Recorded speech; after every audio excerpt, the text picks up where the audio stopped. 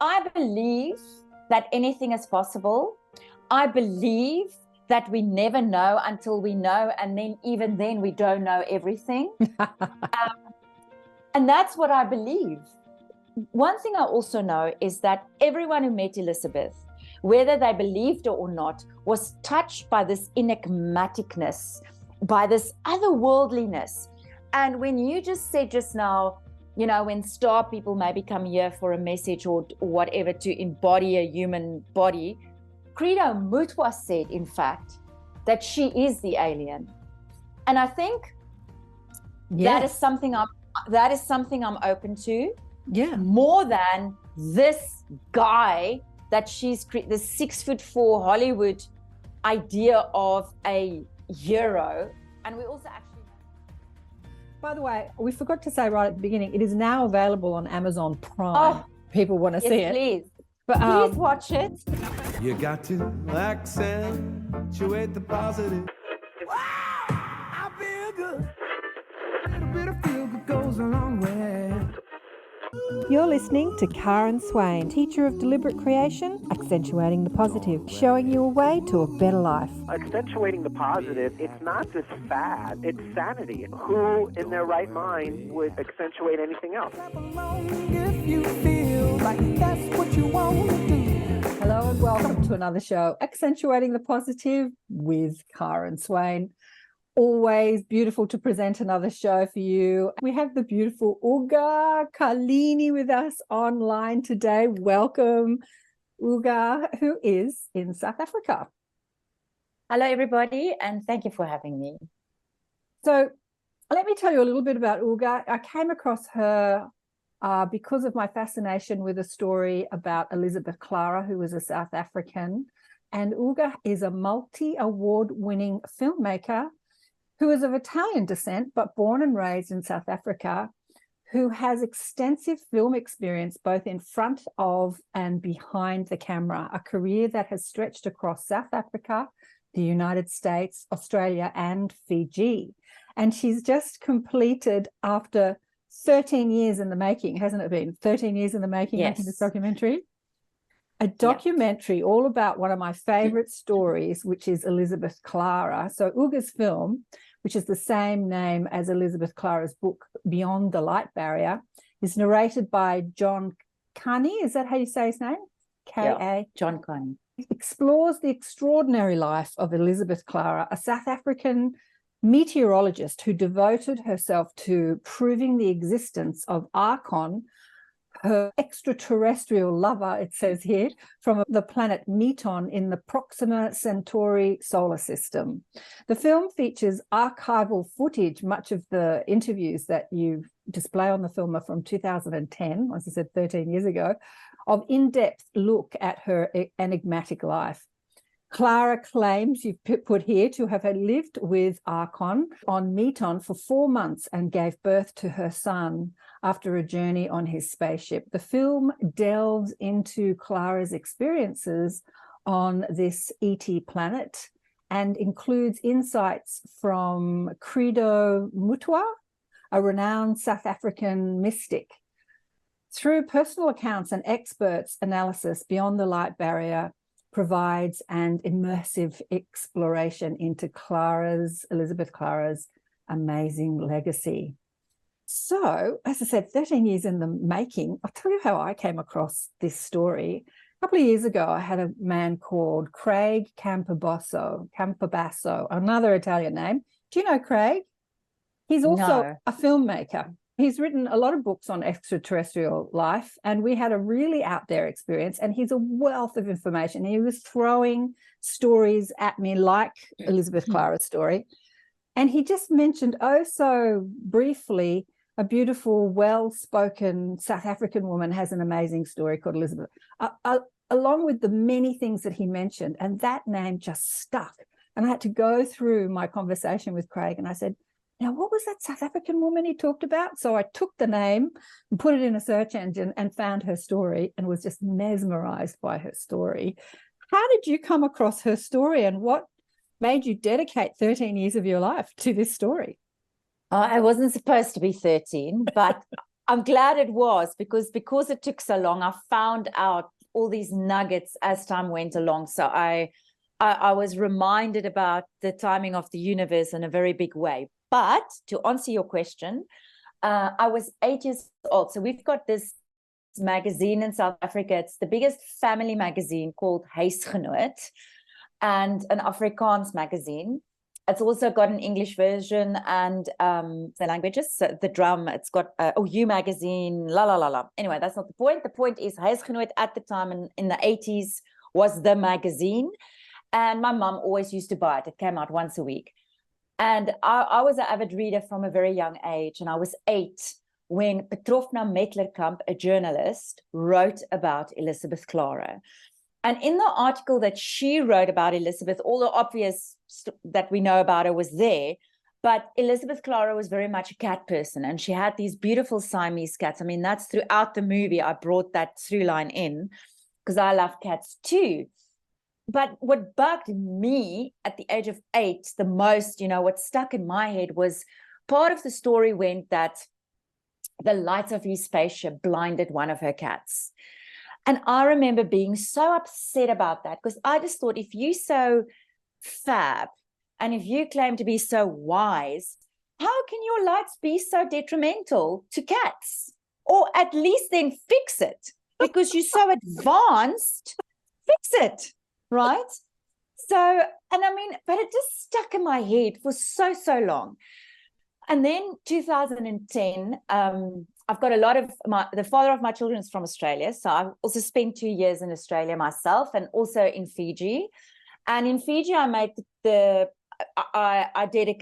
was always going to be a director, but I came in from a different angle. I was acting first, and I was traveling a lot.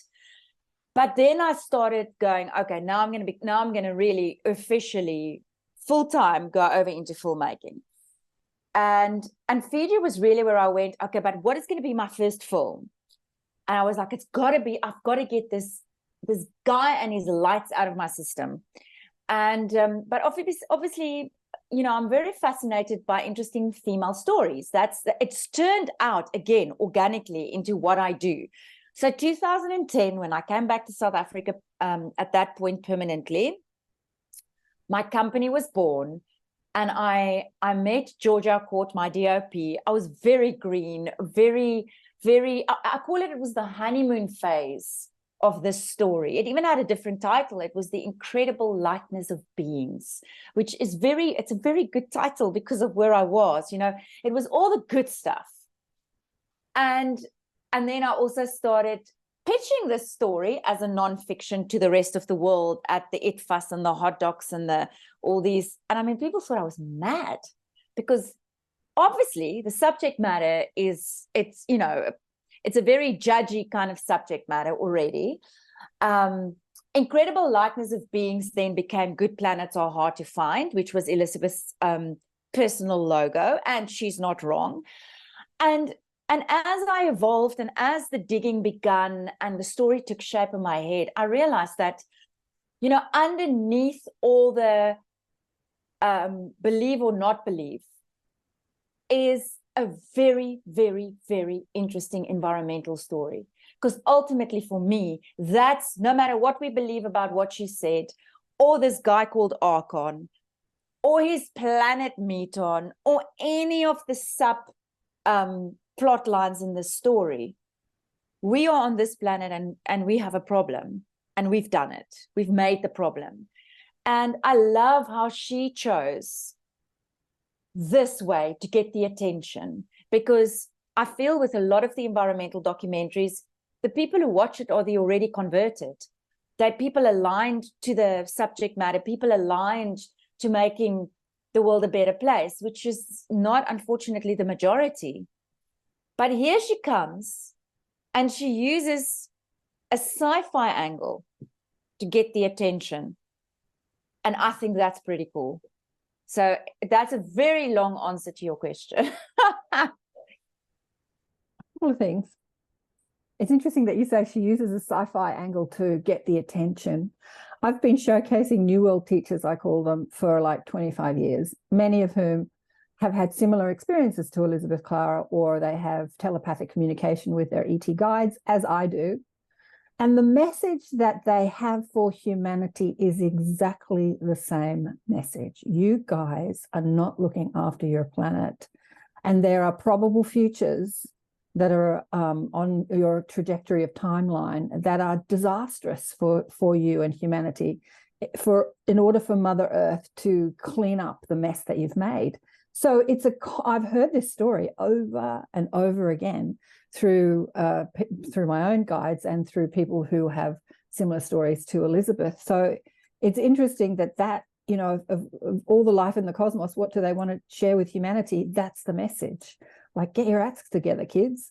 It's like we're killing each other.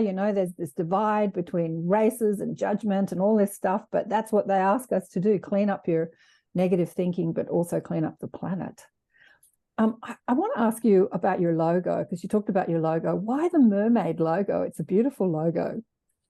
Thank you. So where I live right, if you look at the map of Africa, that little tip right at the bottom, that's where the two oceans meet. That's where the Atlantic and the Indian meets. And I live right there on the Indian side.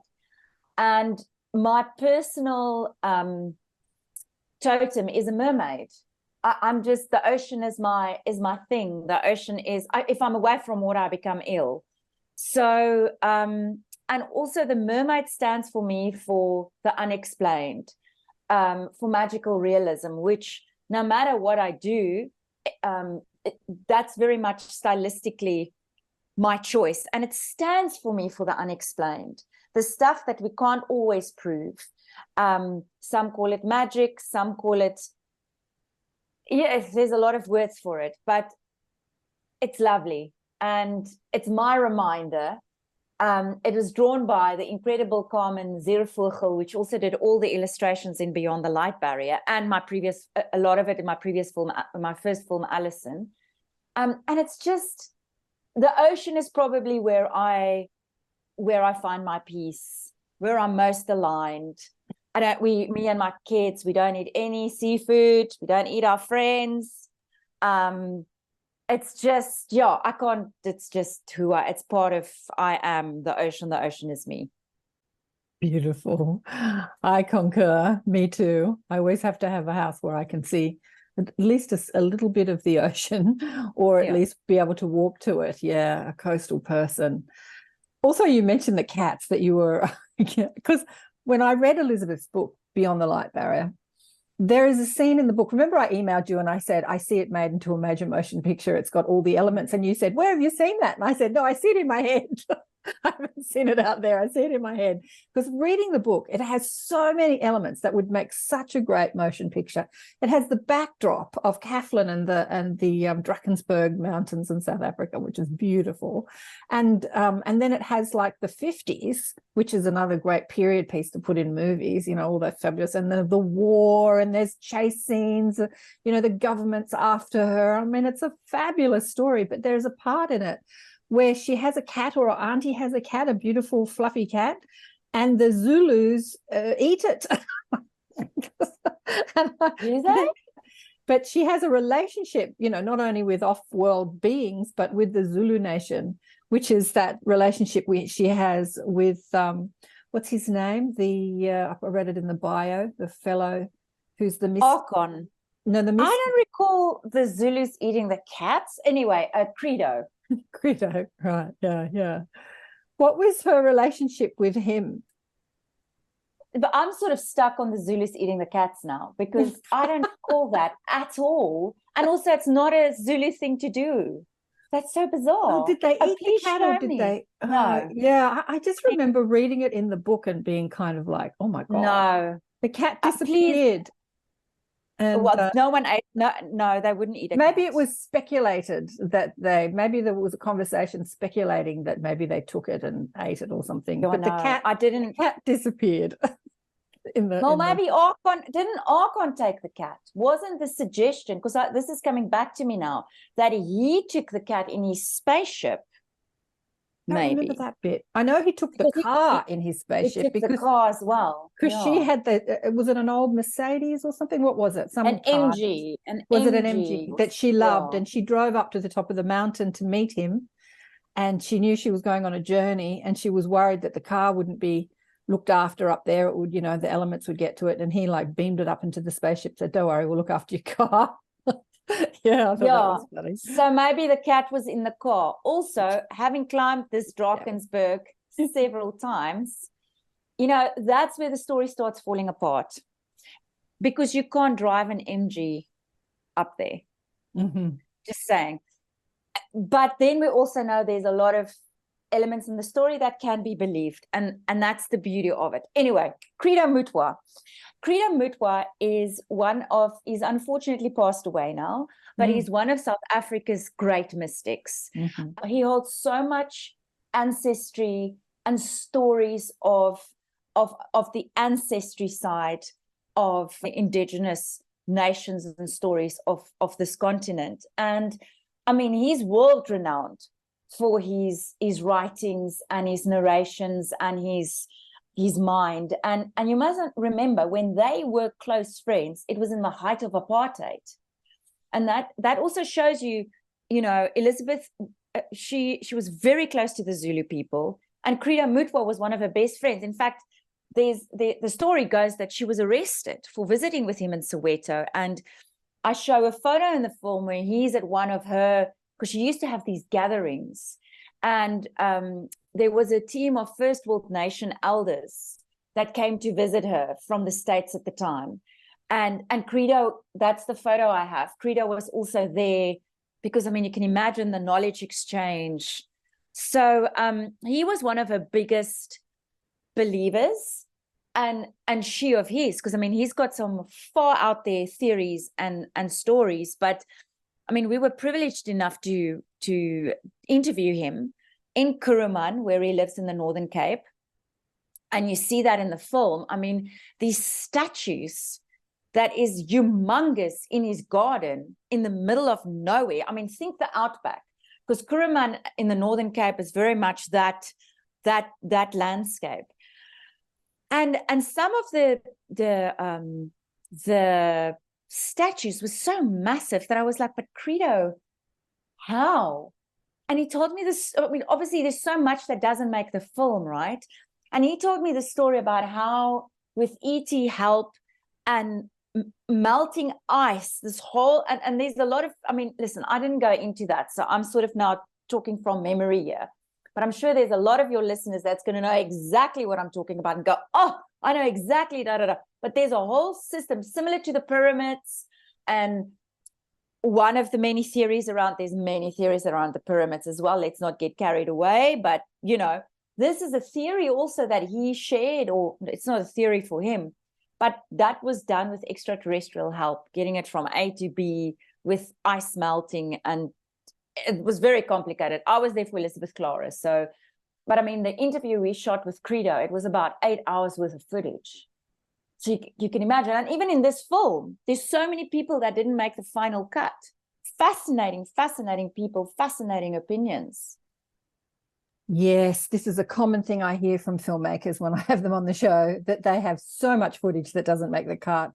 And there's a beautiful Australian filmmaker who made a movie called, about intuition and psychic abilities, and it travels around the world interviewing mystics and religious people and gurus and spiritual teachers about our psychic abilities, because he was an ABC reporter.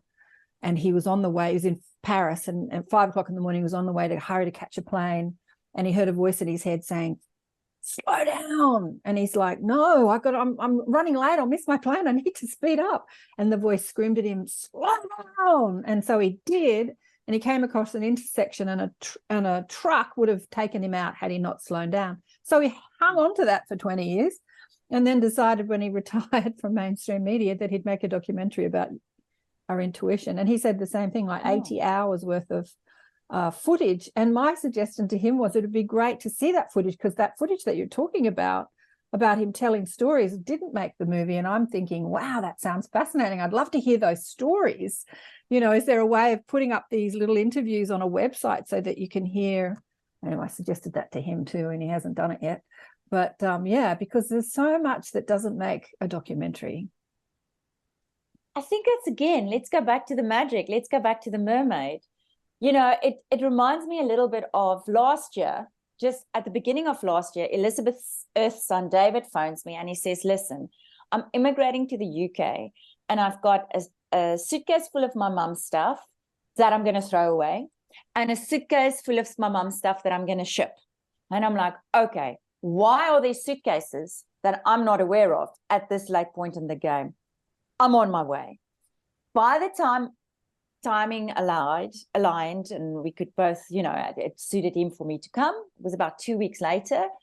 The suitcase of his mum's stuff that I'm not aware of, despite probably being the person on this planet I feel comfortable to say knows the most about this story, I haven't seen yet at all. I have no idea what's in that suitcase. That is gone. And then the suitcase that got handed to me was some things that I knew, like Akon's painting. David gave me that. And I mean, I'm like, wow. I've got the painting. Mm. He also gave me the box brownie that his mum, but that was before all of this. But anyway, it's super cool. I have it and it's super special to me.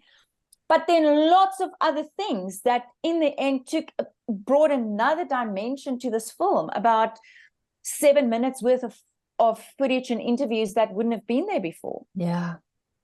But the suitcase that went to the UK,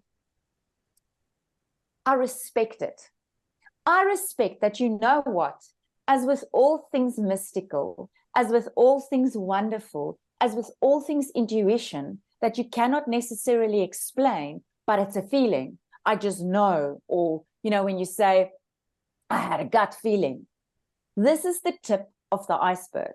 And the tip of the iceberg took me 13 years in filming and much longer. I mean, this story has been with me for 40 years from when I first read it, right? Mm. I respect it. It's okay. So all the interviews that didn't make it, it's okay. And I understand why he hasn't put it up, because you don't just put it up. You need funding. You need money. It took me 13 years to get this damn film funded. So I'm a filmmaker. We have lots of stories to tell, right? Mm. And I've selected the best, I feel, for me, how I see it, speaking for myself, because of course not everyone will agree, and that's okay too. But I have selected the best case scenario for her story, I feel, to give it a balance and all the voices. We can't just put in there those who believe her, because then it's a very one-sided. I basically take you on my journey in this film. I give you everything, warts and all, because it's a roller coaster. Yeah. Like there's still things where I'm like, oh, I don't know. Or yes, I do. Or no, I don't. Or, well, this is the question I haven't posed to you yet, because you do present both sides. You present the believer's side and the people that knew her, and the skeptic side. And one of the skeptics is her own son, David. So what do you believe? Oh, I get that so much. What do I believe? Like, that is such a loaded question, because I believe, let me tell you what I'm sure about. Uh-huh. I am sure about that this planet, with the people on it, when I look up at the sky every night and I see all those twinkles and all the possibility and all of the unknown, this ain't the only planet of people and creatures and fauna and flora.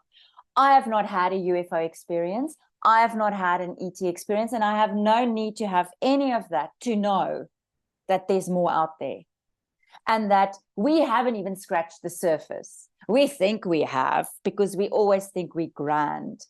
I don't think the human race is that great at all, and we are every day we are evidence of that.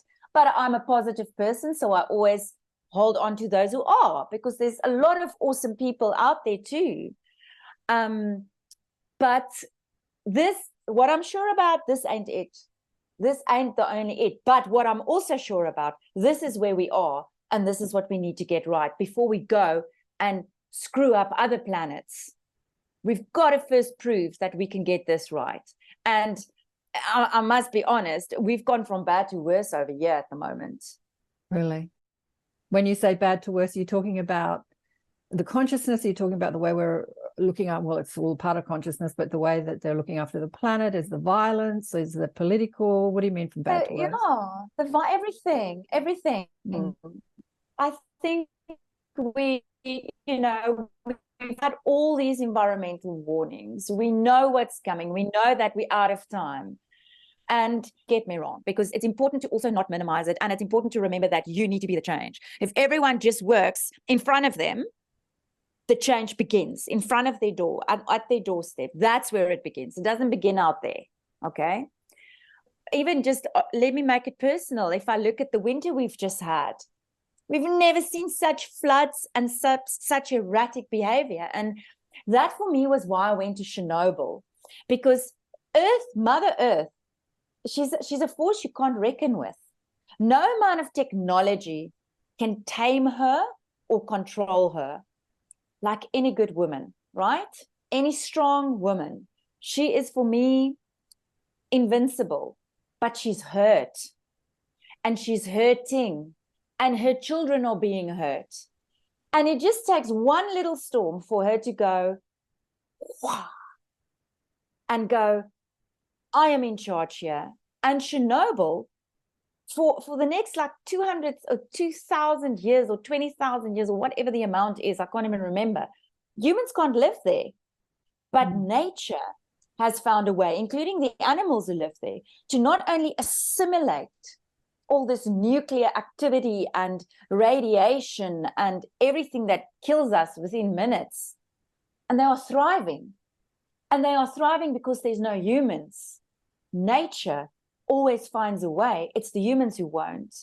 And this for me is what I went with ultimately as a personal message in this film. Like, okay, so let's zone into the selfish nature of some humans, because of course it's not all humans. I very much believe in the good side of things. But if we don't change our ways, we're the ones who's going to suffer, because nature always finds a way. Yeah. It's interesting that you're saying that, because the last conversation I had on the show was with a woman who channels angels, who was very successful in corporate America, working with some of the biggest companies in the world, and one of the only women in these high-powered jobs. And then the angels are like, hello, we want you to speak us. And so it took her a while. But and there are a lot of predictive messages, and this was the message that she gave us exactly, was that earth changes are occurring and they're ramping up. She said that her daughter calls it polycatastrophe or polycataclysm or something, because, on the news now, there's not one catastrophe a week or a month. It's every day, because a news story would last, the floods in New York, that would last at least a week. And like the next day, there's the fires here and the earthquake there and the tornado there. I mean, now it's Israel.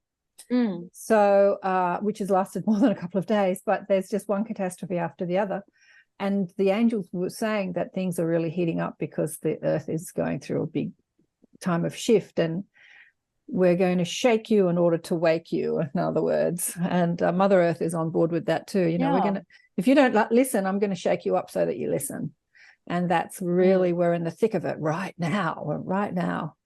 But yeah. Going back to that question I asked you about, do you believe? I get a sense you do.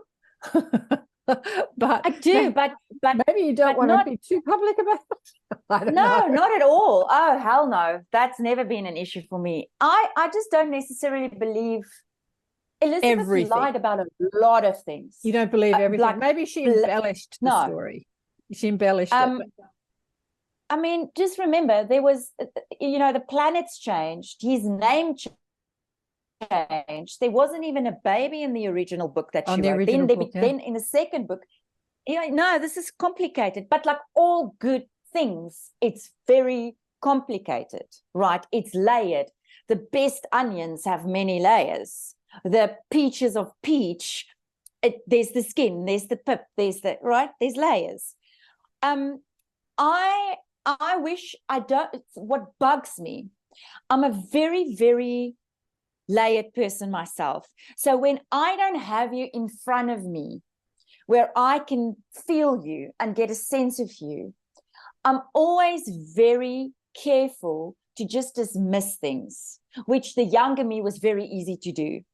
But the older me has learned that, and especially being a filmmaker and the technology we have, so much can be hidden. And I never got a chance to speak to Elizabeth. I never met Elizabeth Klarer. I never got a chance to make up the final bit of an opinion that's still missing for me. I also think that there's trauma somewhere there. Something happened somewhere. Can you imagine just the life in the time she lived as a female in South Africa? She was divorced twice. Then she said that her third boyfriend is an alien. Soon after, women only got to be able to vote. It was not an easy time. It was a very brave time to say the things she says now. Now, today, there's a platform for everybody. If I don't like you, I go there because I like you. Or if you think I don't talk the truth, someone else will invite me on their show that thinks, yes. There's always been enough for everybody, but technology and media didn't have the avenues it had now, right? So exactly. I just think this is tip of the iceberg stuff. I totally understand why her son David feels the way he does. Mm-hmm. I mean, he's had his own UFO experiences. He's had his own flying saucer experiences, and he's honest and open about that. I mean, he used to go with his mum to her UFO groups and all of that. He loves his mother. He's completely passionate and dedicated to her and will always be. But like he says, when she says, but he went with her up there, and when he took the car and the spaceship and this, and they rode by horse, you cannot ride by horse from Moy River to Cathkin Peak. I carried gear up to Cathkin Peak twice in my life now. It's not a joke. And this is in the 2000s when, they've made beautiful paths, these little resting points. I have had some of the fittest crew members walk climb that mountain with me. Two of them, their knees buckled from under them. Mm-hmm. When you're not used to that kind of climbing. Where I live, we have a lot of mountains. I climb a lot. I believe that anything is possible. I believe that we never know until we know, and then even then we don't know everything. And that's what I believe. Yeah. I believe Elizabeth Klarer lied about a lot of things, and I believed Elizabeth Klarer told a lot of truth. Yeah. And well, the thing is, like many conversations I've had on this topic, you're right. Today there's a platform where anyone will believe you. But back then, coming out and saying you've had extraterrestrial alien contact is not, it's, with the conditioning and the programming that we've had as a human collective, if you talk about aliens, you're batshit crazy, you're crazy, you're nuts. Like that's been the conditioning. And it's interesting that just over the last few months, these naval people, these Navy guys and officers and credible people have come out and had this Congress to Parliament about seeing these craft, and they discuss the programming that if you talk about it, that you're seen as crazy, as a lunatic, as mad. And so many people have witnessed craft and ships and UFOs and UAPs, and because of that programming have never said a word, because I don't want you to think I'm crazy. I don't want you to think I'm crazy. So in order to actually come out with a story like Elizabeth, for people that don't know Elizabeth Klarer's story, we've been talking about, we haven't even said the story. She was contacted by another planet, and she met Akon, who is a 6'4" alien from the Alpha Centauri system, and fell in love, had a romance, and had a baby, and went and lived in Proxima Centauri on one of the planets for 4 months, and came back and wrote about her experience. That's in a nutshell. So to come out and say that is your truth is, you're not going to get anyone telling you you're fabulous. It's not an easy thing to do. It's not an easy thing to do. It's much easier to say, I've got a great imagination and I've written this fabulous book, and,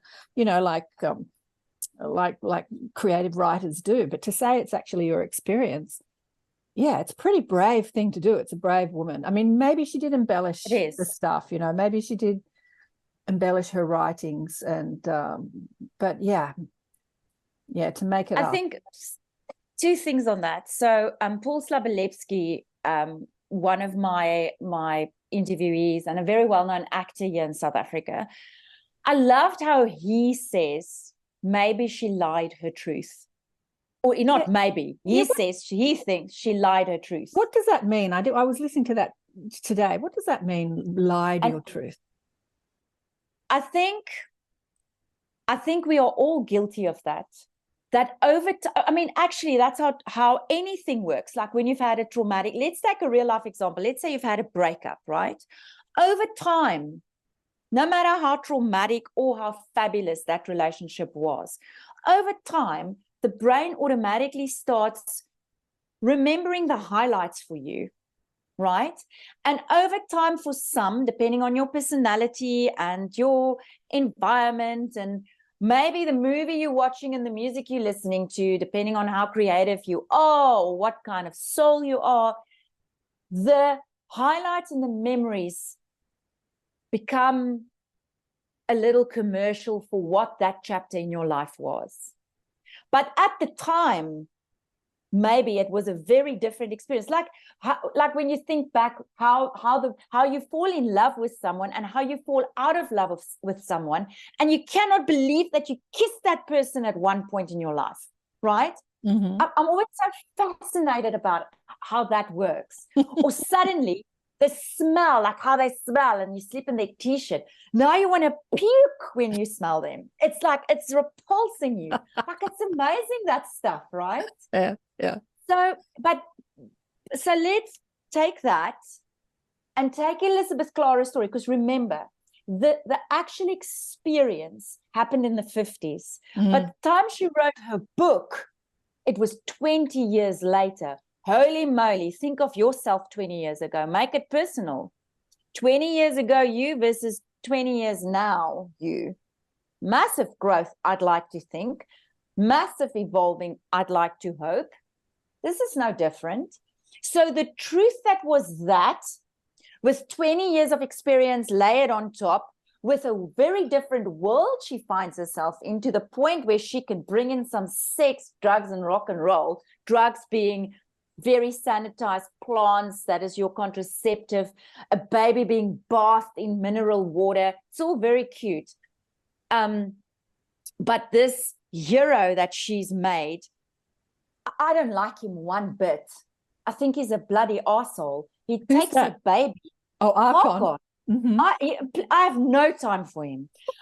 He impregnates her. First of all, he grooms her. He'd be in so much shit today because he grooms her from the age of 8, where he telepathically comes and appears there on the farm. Okay, he's grooming her like any good old pedophile in my mind, and he's only grooming her because he needs her to so we're going with the story here, to infuse his, because they realize their bloodline is so pure, they're so perfect, they need some of us morsels to get the DNA right, because it sounds like too many brothers and sisters slept with each other up there. So now they need to infuse the bloodline, and because they're also in a human race, he chooses Elizabeth, who's clearly the perfect person. She's blonde and blue-eyed, because remember, I'm scumbag with my dark hair and my brown eyes. That's a whole different story. And that's where John Carney got very upset, and I can totally understand why. But his race is blonde and blue-eyed and white. Very Hitler. So he grooms her since the age of 8. Then there's one chance to make mad, passionate love, which they do somewhere up there in the ship. And then because of the time difference, he takes her to Meton to birth the child, which she makes sound so romantic, with all these strangers in the room, by the way, all the family members. It's all very freaky to me. Rubs her thighs a little bit, and boop, out pops the baby, age 48. Wow. And then sends her back to Earth, where she never sees her son again. the son she birthed ever again.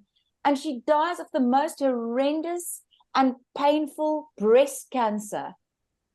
There was no help from him. So up there, you can eat a plant for contraceptive and you wash in water that makes you healthy forever and you don't die.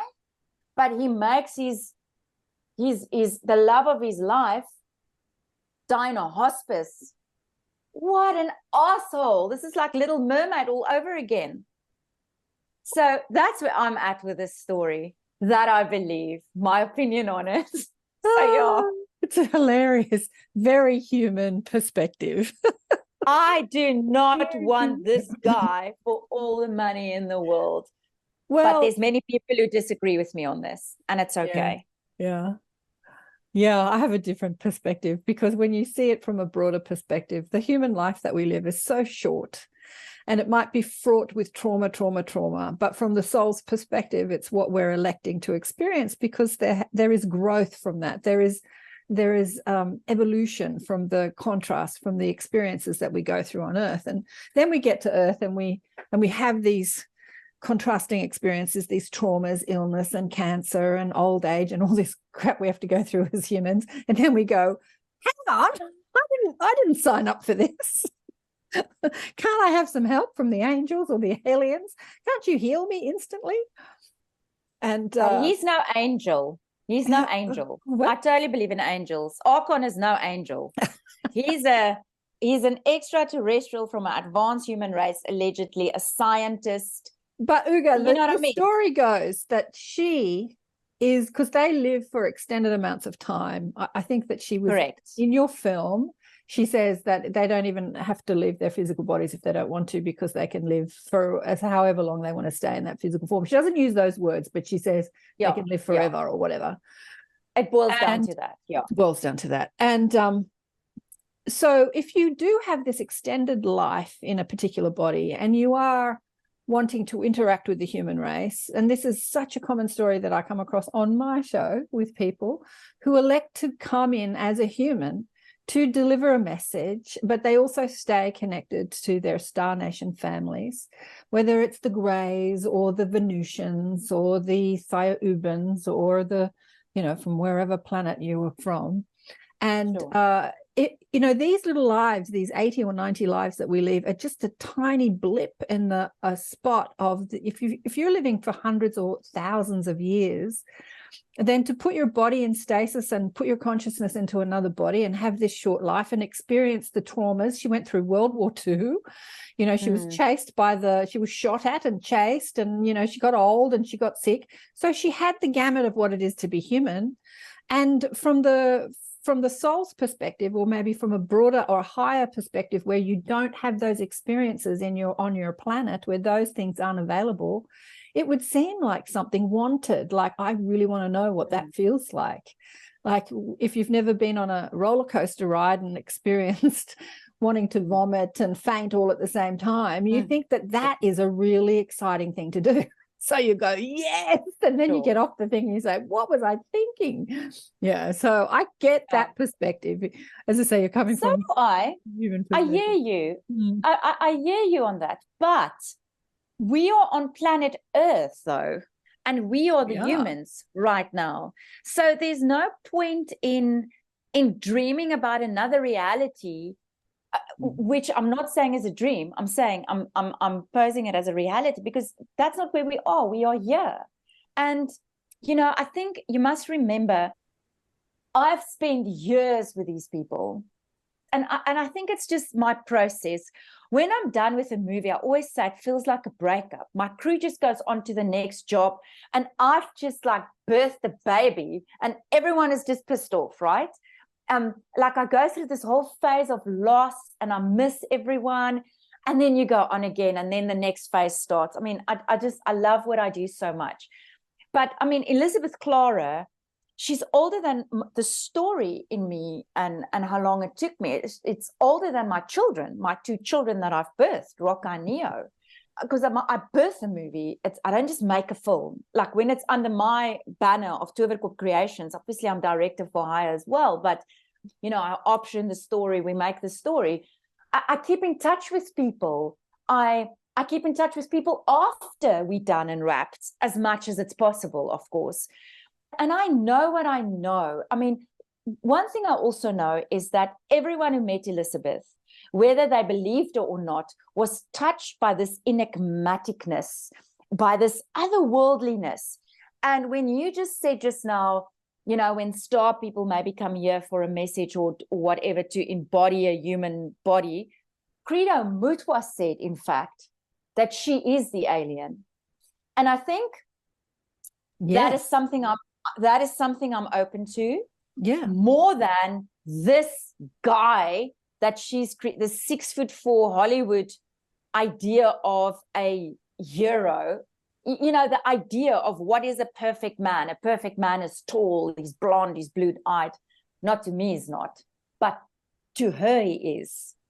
And at the time, we have to always remind ourselves, at the time when she told the story, at the time when it went live, it was ahead of its time. Today, we look at it in a very different way.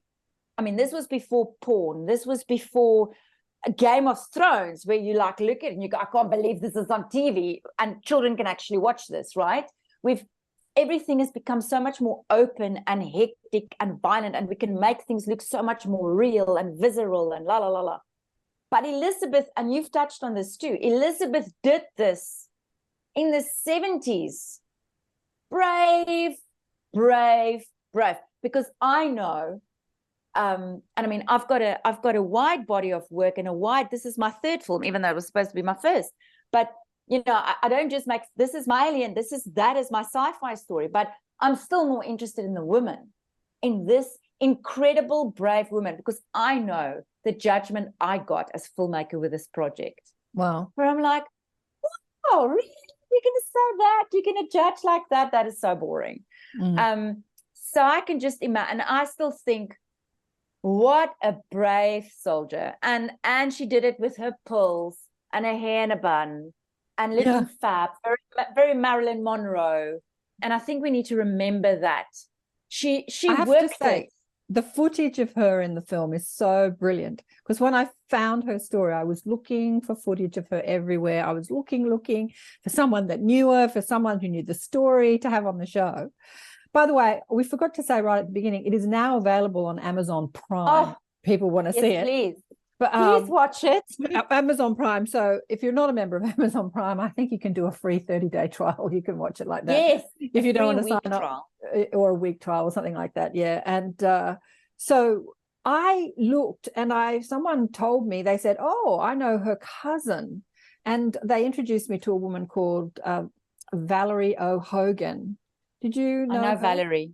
Right. Yes, you don't look, and it didn't turn out to be her cousin, but she is somebody that said she's not her cousin. No, not her cousin. So spent time with Elizabeth, and she was quite reticent to come on the show, and she was very shy, and she said she could only do 20 minutes because of her internet. I don't think she wanted to talk for too long. She ended up spending an hour with me on the show talking about it. And so I did a show with Valerie about it, because I just wanted to get this story out there, and I didn't know who to talk to about it, apart from reading the book online, because I love the story. I think it's fascinating. You didn't put Valerie in your documentary? No, I didn't. I spoke to Valerie. Valerie wrote a book. She did. But for me, how I decided who's going to make the final cut of my film, and for me, Kitty and Piroshka, who was Elizabeth Klarer's travel companion, can't beat that. I did extensive research into Valerie. It's awesome. That's her version. That's her experience. But and I was going to interview her. And then on the day that we were shooting, we ran out of time, and I couldn't get to her. But that, just because I interview you doesn't mean you're going to make the film. But I always interview as much as I can, because I call it the golden nuggets. That's the screenwriter in me. You know, it's one line. It's Paul Slabolewski. She lied her truth. Boom. That's a tag. And maybe someone gives me just that one line that changes everything, or takes me into the next beat of my scene or whatever. Please also, to your listeners and viewers, they can join us at Beyond the Light Barrier movie on social media as well. We love We welcome everyone. We don't judge. Everyone is welcome. Well, one of the things in the book, I have a good friend called David, who's a 5th-generation pearl dealer. And he came to me as a client over 20 years ago. And I recognized him as a, New World teacher. He always said to me that when he was a young boy, he looked up at Venus and he said, I'm here on Earth.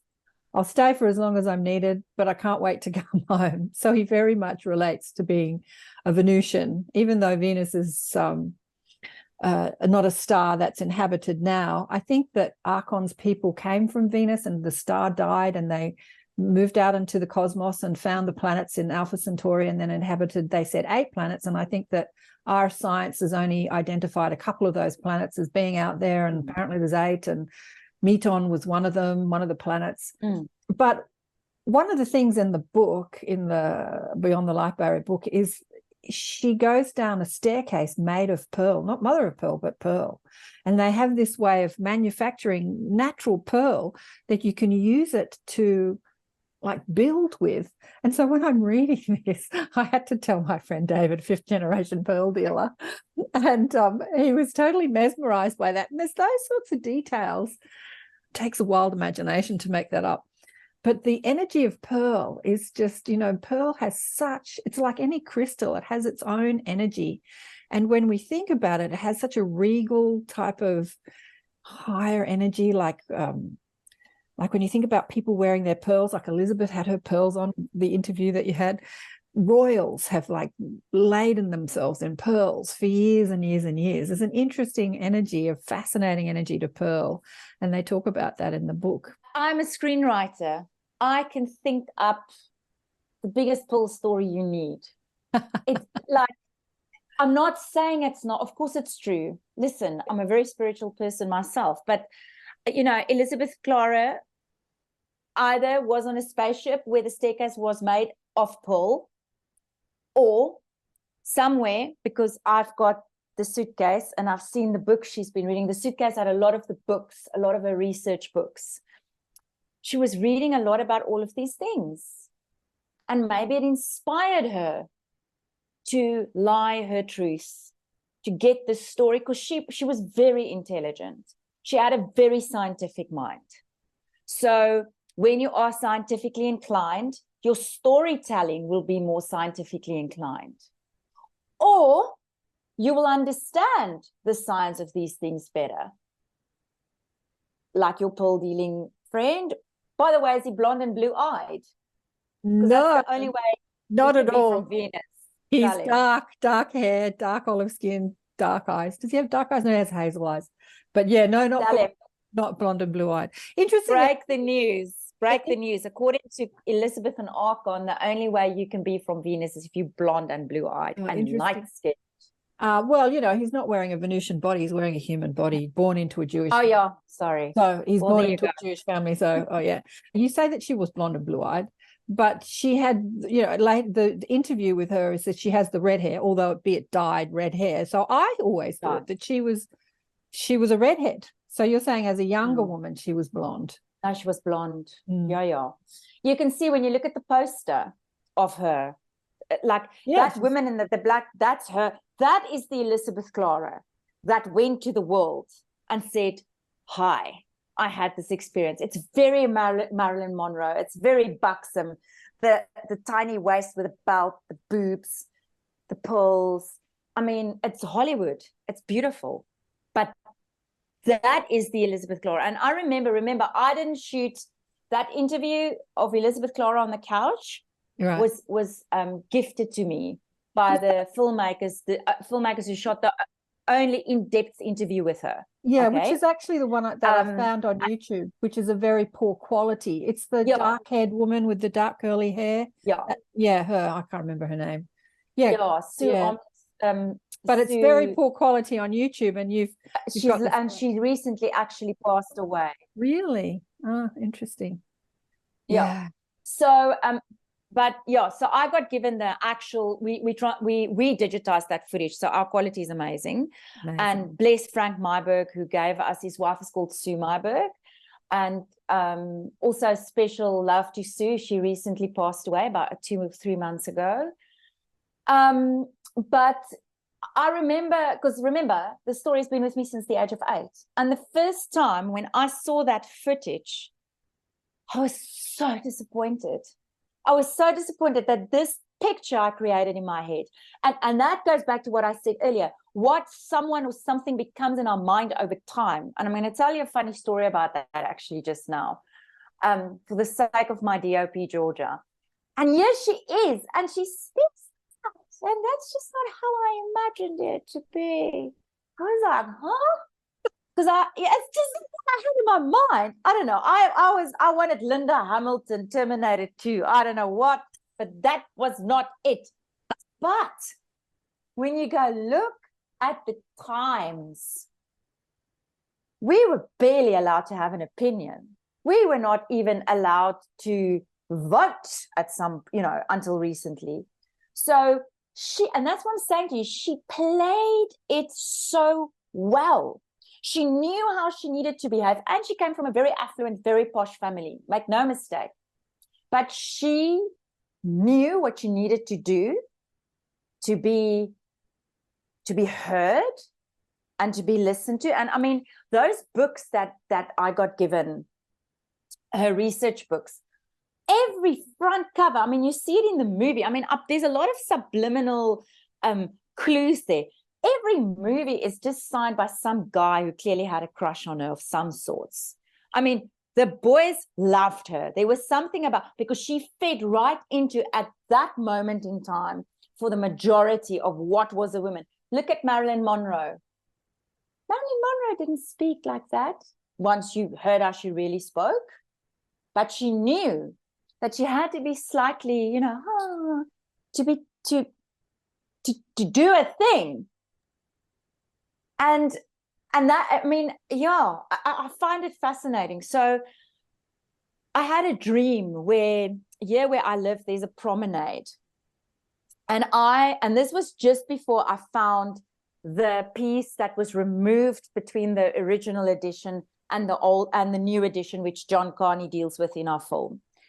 And I was walking by Fishhook Beach, where I live, what I love, and Elizabeth Klarer was walking on the promenade, and I was like, oh my God. And I ran up to her and I'm like, Elizabeth, it's Uga, like as if she would know who I am, but like, it's me, I'm telling you a story. I was so excited to meet her, and she was so rude to me in my dream. What did she say? She was just so irritated with me, like, I don't really want to talk to you now, and I was like, this is not the picture I have in my mind. And that's not who she was, by the way. She was, and that's something I got from Valerie. Valerie, like the Elizabeth she described, was just this honey bunny, a little bit of a rebel who would have a glass of wine at lunchtime. Again, remember, for the time she was in, Elizabeth was no nerd. She was a posh wildcat. I love that about her. She wasn't just boring, or not that I'm saying you need to drink, and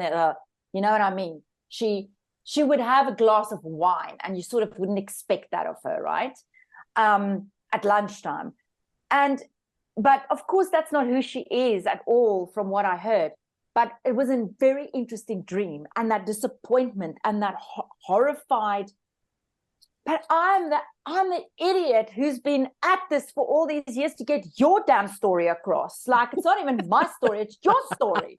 And you're so rude to me. And I've not even received funding. And I remember like wanting to tell her all of this, and she just pissed off. She just walked right off. And I mean, I was mortified. And I think I even phoned David at the time and said, I just met your mom in a dream, and she was so rude to me. And he was like, but that's not my mom. My mom would never be rude to you.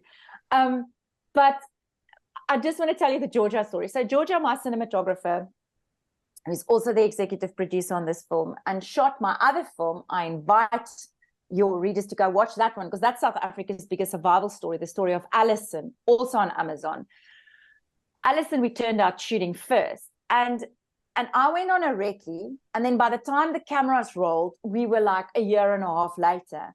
And I kept saying to Georgia, the first thing I want to get when we get to Alison's house is this mountain line, which when I look out of my office, there's this, it's almost like it's so beautiful. It's like a cut out picture of a mountain. And then I just need that shot.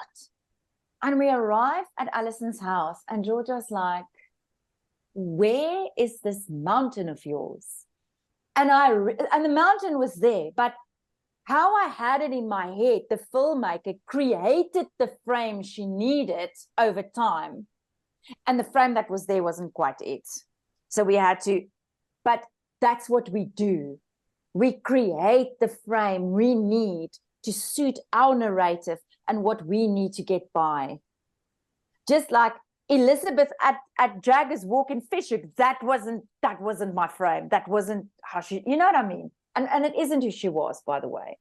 I love human beings and how we do stuff. Listen, I'm here. I'm not a star person. Also, according to Akon, I'm not. According to Akon. When have you spoken to Akon and he told you you're not a star person? According to Elizabeth via Akon, I'm not. And that's okay. I'm very much an earth Is that person. because you've got brown hair and brown eyes? No. Well, that's the allegedly. The star person, the body we wear is not who we are. The body is just a vehicle we drive around in to experience a specific environment. I mean, tell Akon blonde hair, dark hair, black skin, white skin doesn't really matter. No, but if you go look, and this is where things get complicated. If you go look at the writings, and we touch on it in the film, but again, you only have 90 minutes to unpack stuff, so you sort of also decide what you're going to unpack more. But it's literally described that the Venusian people, no matter what your body is, like, it's blonde, it's blue-eyed, even the animals on that planet is white and blue-eyed. So if you look at the illustrations, if you actually now, for those who haven't watched the film yet, all the info we couldn't get to, we tried to at least Carmen drew for us or did with it. Like, there's so many layers. But I mean, all filmmakers are like that. We put so many clues in and then we're like, but how can't you see that clue? Yeah. But no.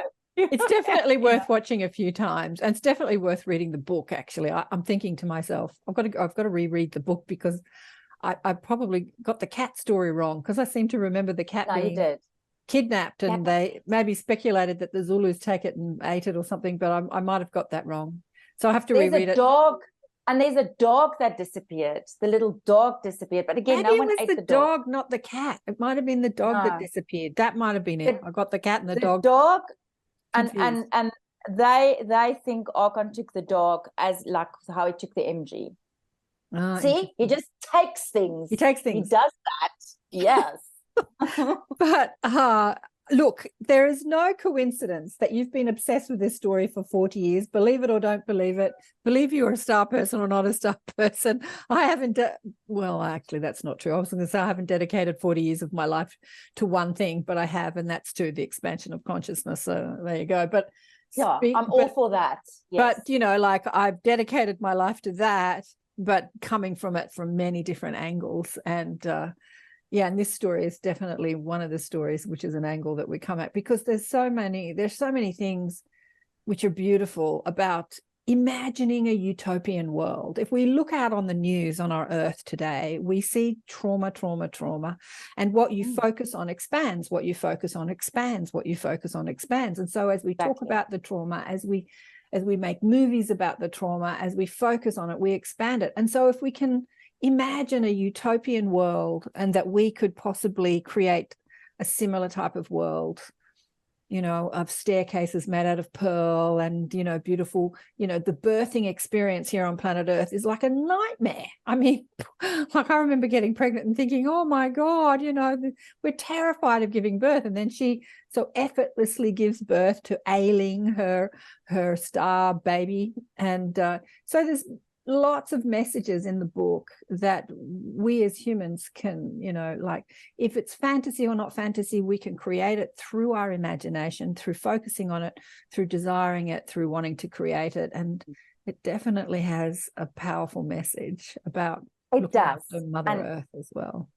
And that's why maybe staircases out of pearl is environmentally not a very good choice. Not the way pearls are made. Not the way pearls are made here on Earth, because they're tiny little things. But the way that can you imagine? The way they were made on their planet was completely different. And I have to reread it because been a couple of years since I've read the book, but and yeah. And I think what's important for me, I'm absolutely all about the expansion of the consciousness as well. But my tool is filmmaking and females, and this is just one of. And I mean, I'm the one, me and Georgia, but that stood by the story through it all, and that's why it's really important for people to go watch, because you have to search for the movie on Amazon. It doesn't pop up. You have to put it beyond the light barrier. And that's frustrating. And if you make a spelling mistake, it's going to say, or a typo, it's going to say it's not there. So the more people watch how the algorithm works, eventually it will push it up. So absolutely. So please watch. And like I said, we welcome everybody on our social media platforms. Everyone is welcome. So what's the social media? Are you talking about Facebook? We Facebook, Twitter, TikTok, Instagram. And what's it? All of them. Is it called Beyond the Light? Beyond the Light Barrier movie. Okay. So what was the name of the other documentary you have on Amazon Prime? What's it called? Allison. Just Allison, the name Allison. Allison. So if you go to Amazon Prime and you go into documentaries and search Allison, it'll come up. It will come. And it's ALISON. And then fiction on Netflix is Angelina. Again, see all the girls. And that's Angelina. Okay. Yeah. And spelled IENA. And that's all about you are who you've been waiting for. On Netflix. And that, and that gives you, and it's in Australia, New Zealand, everywhere. Nice. And that really also gives you a taste and a look of everything I love about Cape Town, South Africa, and this incredible diverse nation that we are. Yeah, beautiful. Well, I look forward to watching the other two movies that you've made. Beautiful, Angelina and Allison. Oh, darling one, it's been a joy to meet you, and congratulations on dedicating your life to such a 40 years on a project. There's no coincidence. It's hard. We could go into dream analysis. I could tell you more about your dream analysis, but I'm not going to do that now. I totally want to. Email me. Why was she so rude to me? Oh, fear. Like, when we have people up on pedestals. Yeah, that's it. Yeah, no, she was up on a pedestal very much for me, but not anymore. Because pedestals are never healthy. They're not healthy. They're not healthy at all. Yeah. But yeah, there's obviously a relationship that your two souls have. So maybe your soul is inhabiting a form in Proxima Centauri in one of your multi-dimensional lives. You are a star, baby. It's so funny. Have you seen those TikToks where it's the guys from that I'm not into Formula One, but it's those two presenters from that Formula One or the cars or something from the UK.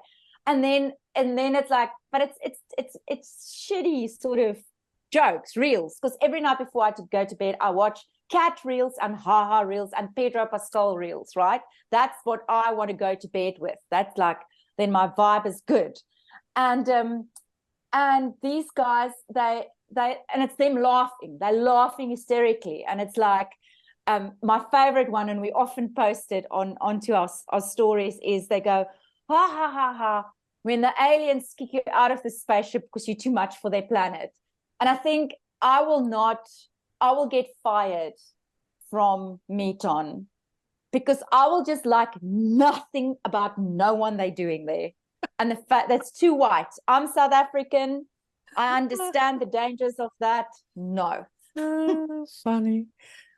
Earth is the beauty of Earth is it's vast, its diversity, and maybe I love Earth. Maybe so many beings are so focused on Earth because of how diverse, that we're really mixing it up down here. And maybe other planets are not as diverse. Then maybe there are planets that are all black, and maybe they're all white and blonde hair, blue eyes on some planet.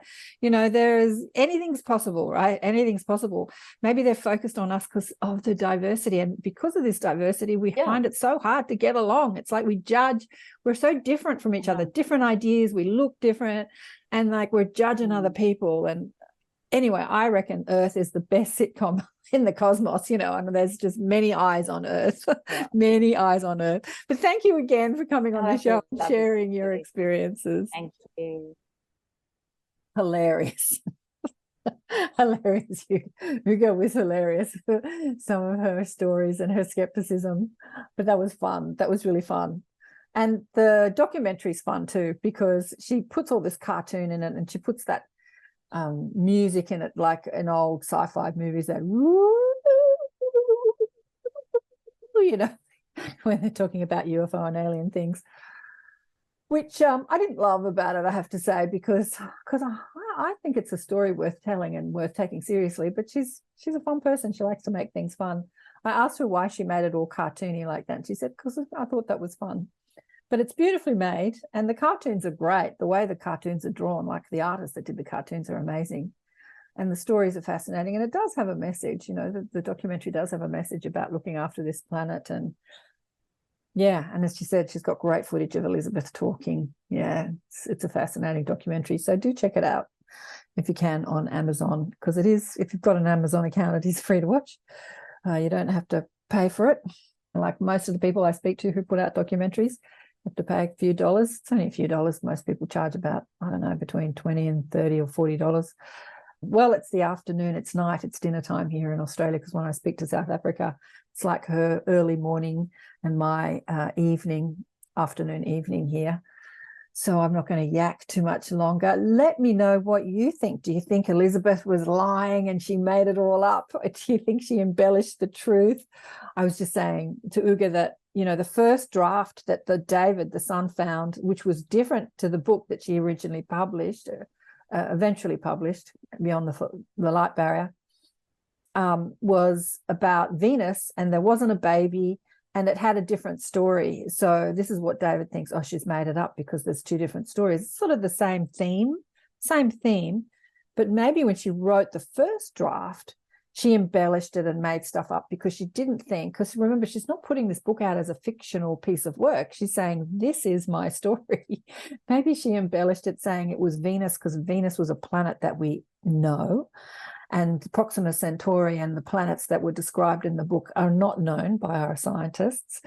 And maybe she just didn't think that the having a baby thing would be palatable at all. Maybe when she did eventually put out the book, these are lots of maybes. It's my maybes. She thought, I'll just tell what happened and let the chips fall where they may. People can believe me or not believe me. I'm just going to lay it out there. And Beyond the Light Barrier was born. But like Uga said, maybe after 20 years from the experience to the writing the book, there is some embellishment and some facts that don't line up. Like you can't ride a horse up the Druckenberg Mountains or a car. Maybe she could ride it so far and then Akon beamed her up into the spaceship. I don't know. Without Elizabeth being here, we can't ask her those questions, can we? But it's an amazing story. It's a beautiful story. It's worth reading the book as well, Beyond the Light Barrier, which you can get online for free, I think.